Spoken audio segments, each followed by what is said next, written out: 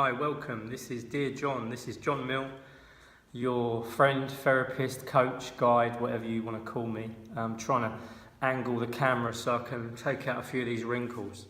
Got my coffee, going to answer a couple of questions here. Well, a few people keep writing in and saying, they tell me these terrible things that have happened to them, really difficult stuff that they've gone through in their lives, and I really congratulate you and commend you for surviving. But a lot of them are around this kind of thing of what do I do now? Because I'm at a sort of an age where life's running out, time's running out, and you know, when we get to sort of our 40s, our 50s and our 60s, we do really start to look at what we've done. I don't know if you know, it's actually a life stage where when we get to about 50, we start to think about, what have I achieved? Who are my people around me? What will I leave behind? What's my legacy? And death is real. We think that a lot. Death is real, death's coming, and it's not a very exciting thing to think about, is it? But when you're trying to think about, what do I do now? Sometimes we get stuck in that past. Now, Anne has written in, and Nicola has written in, and you get kind of stuck in this place in the past where you don't know where to go forward, because your past is so heavy and so much has happened that you kind of imagine you've just come out of this crazy like fog, this mist, and you don't know where you've been, and now you're here and you're going, who am I? What do I do now? What is my calling? And the first thing to know always is that we are never ever stuck in our past, but we kind of bring it with us, we kind of have it on our shoulder. If I ask you a question and say, how close is your past to you? You might say it's just behind me. Some people will say it's way back there. Some people will have it almost in front of them, and they will make their decisions based on what happened in the past, right? But would you get last night's dinner out of the bin and cook it up for tomorrow? No, because it's going to be horrible, right? But that's what you're doing with your thoughts and your worries about yesterday.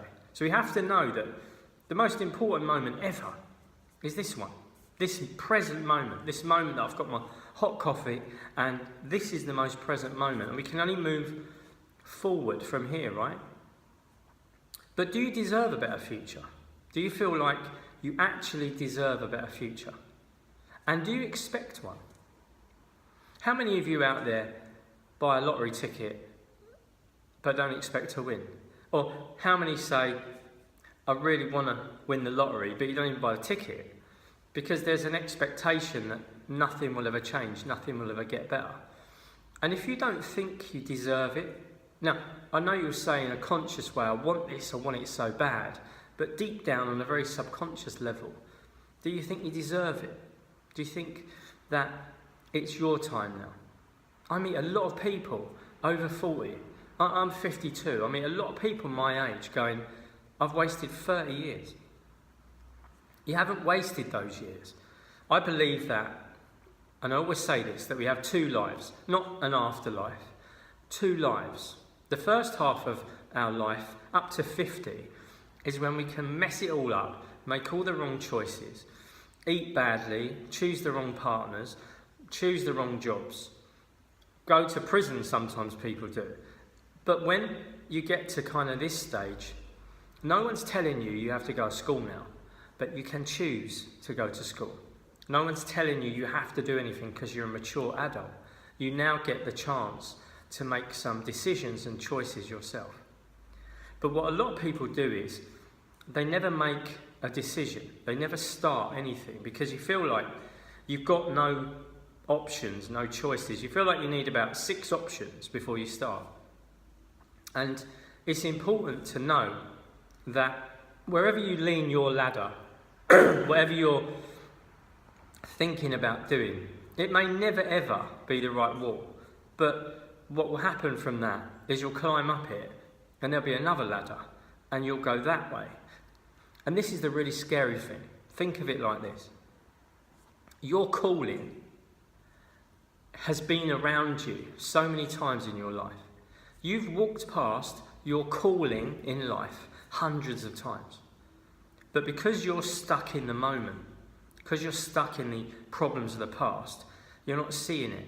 Like, say you wanted to have the perfect relationship, but you're stuck in this past relationship, what they did to you, how they were with you, and maybe you're still with them, and you just got your eyes down and you're thinking about this problem.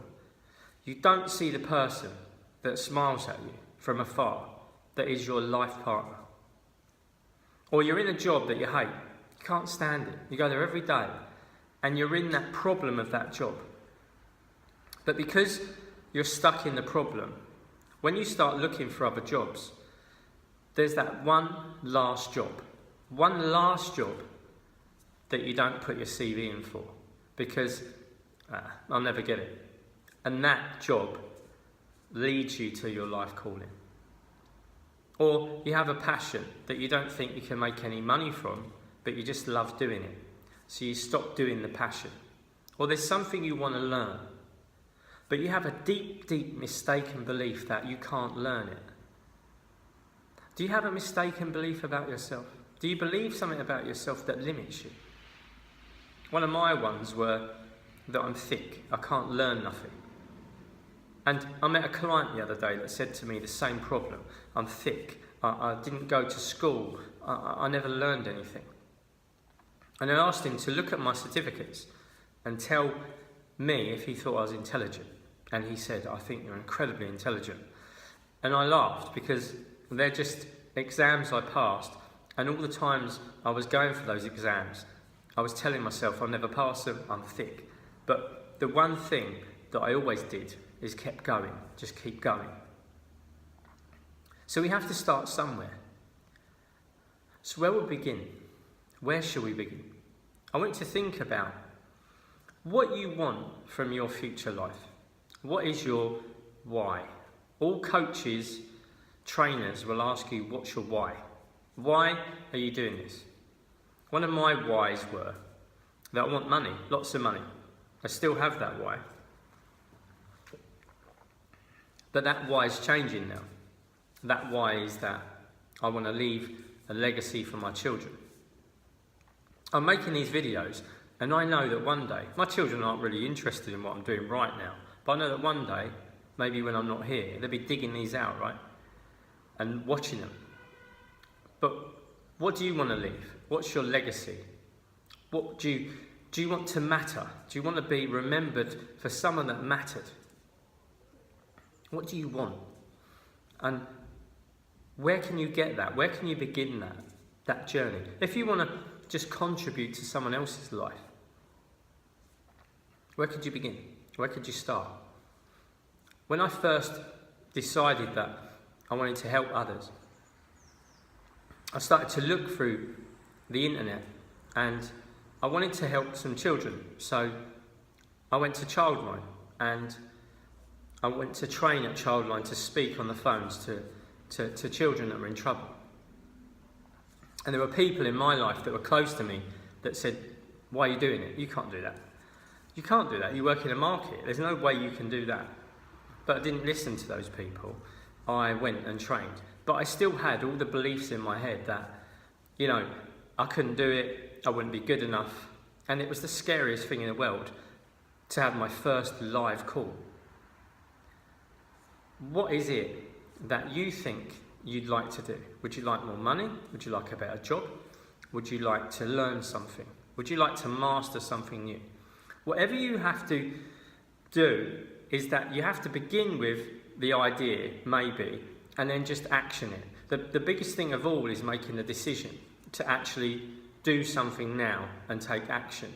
And as Steve Jobs said, you can't see your future, but when you look back from your future and join the dots, then you'll realise that that thing there that you did led to that thing there. So, I mean, my ladder's been leaning up against the wrong wall for years, but I know it's leaning up against the right wall now, but I don't know where that will lead. I still don't know if that's my end result, my calling.